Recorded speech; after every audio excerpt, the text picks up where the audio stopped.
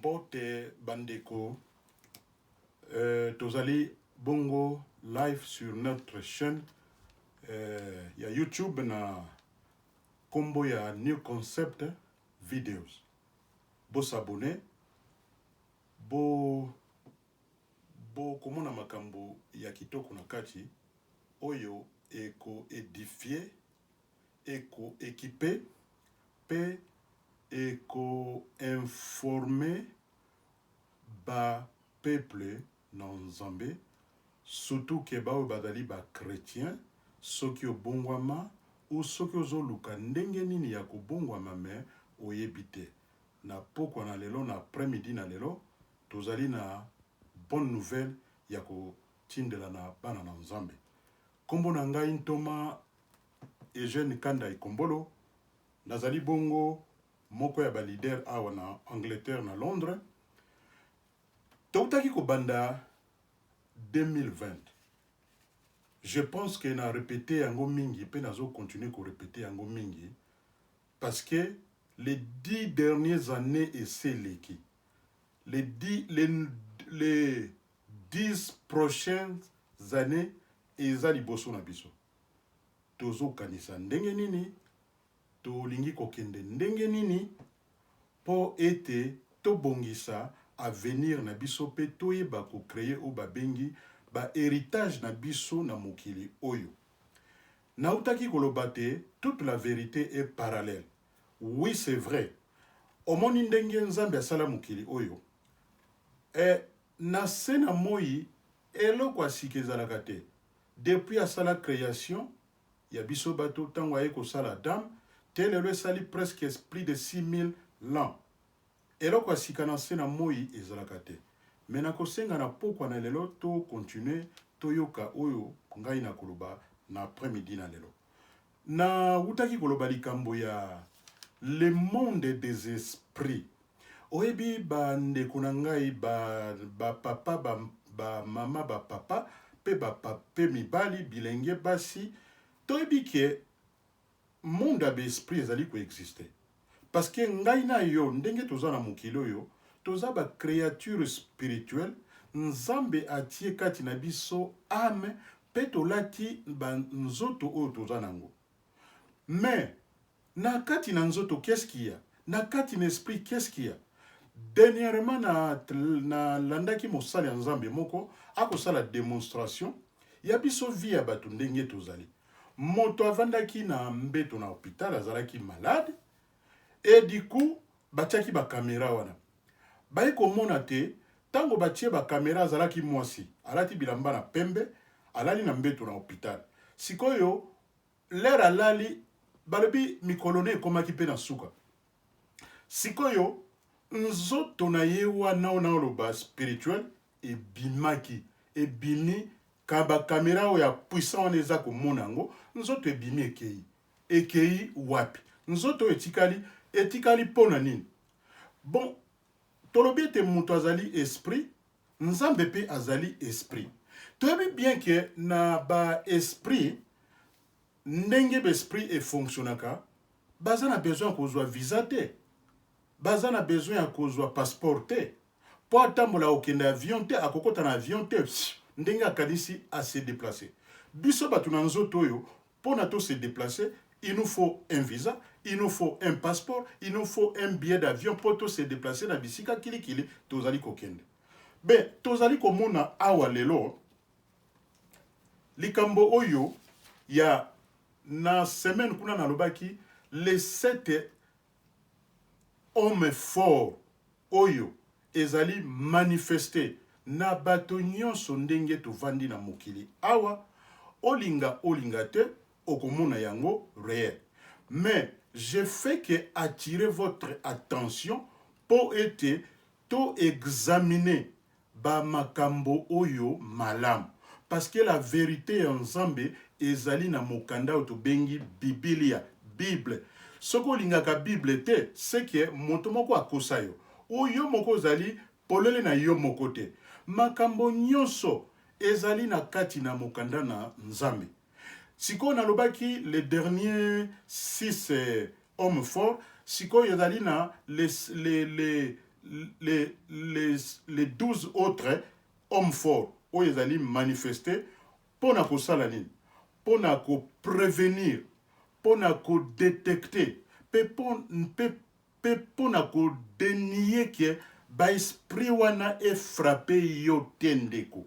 Toyomona ke na kati na yango iya oyo babengi produire ba homme fort, c'est des esprits eza komanifeste na bamilimu mabe. Na bamilimu mabe wana eza koloba te esprit ya maladie. Omoni esprit ya maladie, malade ezali esprit. Yango nde omoni te to kozwa référence toujours na Bible. Mwasi oyo na tango na Yesu Kristo azalaki na konki. Okomona mwasi wana na Luc chapitre 13 verset 11. Yesu abengaki ye mwasi wana. Pe alobaki ne na verset 12 boye. Jésus alobaki directement na esprit ya maladie. Wana na monde oyo to bengi monde subatomique. Oyo baza ko créer biso ba maladie to moni denema na mikolo oyo ba maladie ya ba coronavirus wana. Eza ba maladie mingi eza créé par l'homme na motema mabe na ye, bato moko bavandi na ba laboratoire kokanisaka toujours mabe. Yango esengeli toyeba tozala bato ke conscience na biso eyeba subconscience na biso elamuka. Pote tomoni awa te Yesu tango alobi na maladie asadresaki na maladie, asadresaki na mwasi te, mais na maladie esalaki nini eyaki ko kende. Po ya 8e point ezali boye. Ba homme fort oyo bazali na esprit ya baba matoi ekufa. Soki totangi na mokanda na Marc chapitre 25, Marc 9, 20, 23, 24, 26. Molimo ya baba pe kokufa matoi ezalaka wapi? Esprit wana ezalaka manifesté na ba épilepsie, ba maladie lokola ba épilepsie, maladie ya bandeke, pe esprit ya moto a se suicider, ami boma, ye moko. Balobi ezali na esprit babengaka ya insanité. To ba folie, liboma, aliénation mentale. Esprit wana elata bato mingi. Sikoto na 9e point elobi boye. Homme fort mususu tokomona ye esprit ya kobangaka bangaka. Bato musu bangaka pamba ezali esprit. Ezalaka résultat mingi ya vie ya masumu. Soki moto tambolaka na masumu ebele. Okomona manifestation moto azabi banga. Bato basalaka bato mabe ba fonctionnaka na banga. Nde mpe kosalaka bato mabe. Okomona na Bible awa totangi na mokanda na Job chapitre 4 verset 14. Luc 1 chapitre 74. Genèse 3 verset 9. Omoni Adam na Eva tango basalaki masumu eloko nini eyaki na bango. Bakomaki kobanga tango présence ya Nzambe eye koluka bango, bakomaki na kobanga. Nzamba tie yo nanga molimo na kobanga te kasa tie biso bolingo na ye pe discipline ya yo moto esengeli ko fonctionner na yango. Pe tomoni lisusu na Genèse chapitre 3 verset 10. Pe na Hébreu 11 verset 7. Tomoni lisusu na 1 Jean chapitre 4 verset 18. Tomoni na Esaïe 54 verset 14. Pe tomoni na 2 Timothée 1 chapitre 7. Toye lisusu kozwa homme fort oyo to komi na 10e point. L'homme fort oyo esprit ya lolendo. Esprit ya lolendo na koloba teke ezali orgueil. Ndenge tobota bana, ndenge tozalaka na bana, ndenge nazalaka fier na bano ya ngai, eza normal. Eza lolendo ya normal. Kozala na lolendo ya mwasi, kozala na lolendo ya famille, kozala na lolendo, wana eza lolendo na koloba te. Mais lolendo na koloba ezali boy. Ezali nde moto oyo azali bongo na lolendo ya mabe. Kozala na vie chrétienne, ndenge nazali chrétien, ndenge na mosala nzambi, nazaka fier ya kozala chrétien. Mais nazoloba lolendo wana te. Lolendo na kolobaka mingi ezali oyo ezali lolendo ya arrogance ya bato. Nde ba problème oyo nazali kolobela. Okomona yango na Proverbe chapitre 16 verset 18. Okomona yango pe na Proverbe 13 verset 10. Moto moko musala ne kosekaka bato soki o détecter esprit wana ndeko.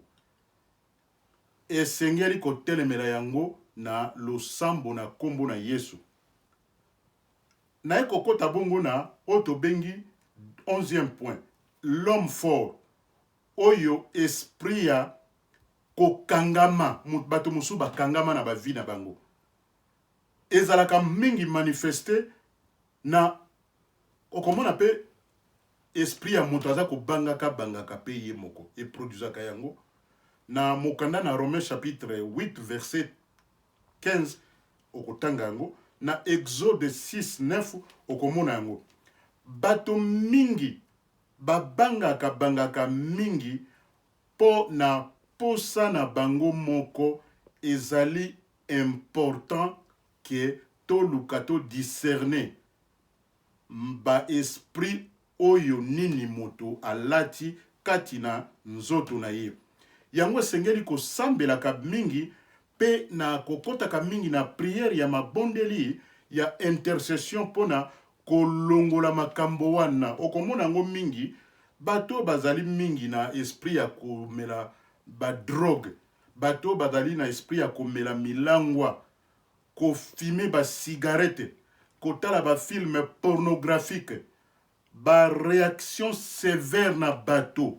Bato wana bazali na esprit ya bisomba somba, pe ko dépenser mingi, kosala ba shopping pamba. Ezali esprit wana ezali manifesté na moto oyo alati esprit wana.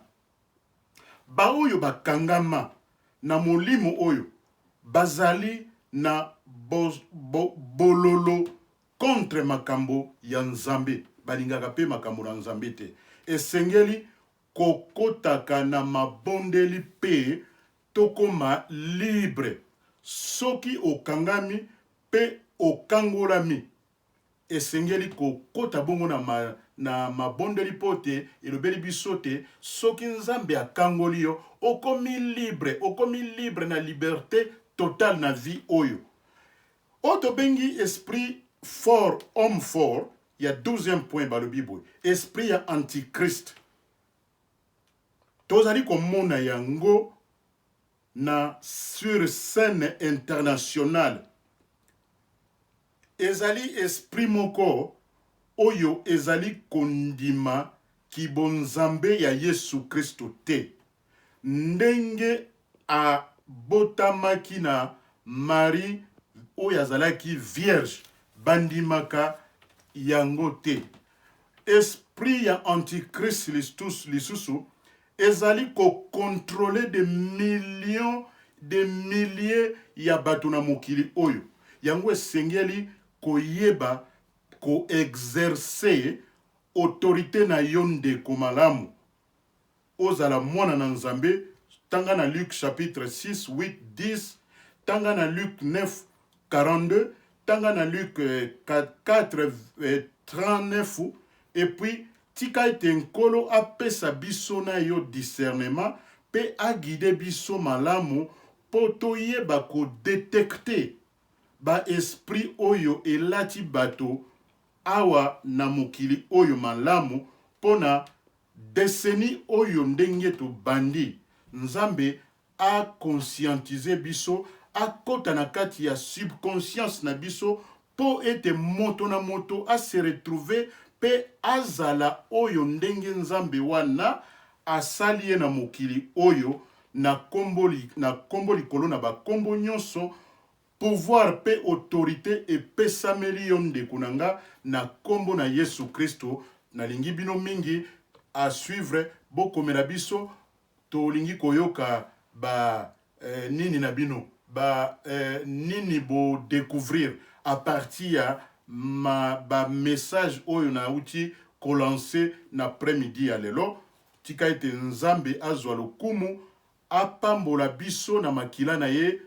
Glory be to God Jesus Christ. Amen. Thank you.